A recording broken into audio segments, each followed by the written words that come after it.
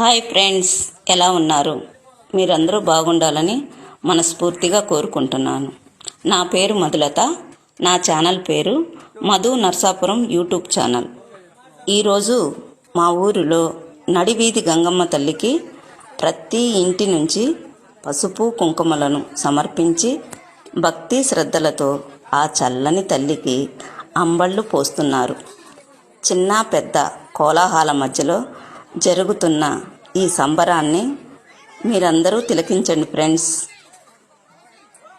మీకు గనక ఈ వీడియో నచ్చినట్లయితే లైక్ చేయండి, షేర్ చేయండి, సబ్స్క్రైబ్ చేయండి. నన్ను సపోర్ట్ చేయండి friends. Thank you so much.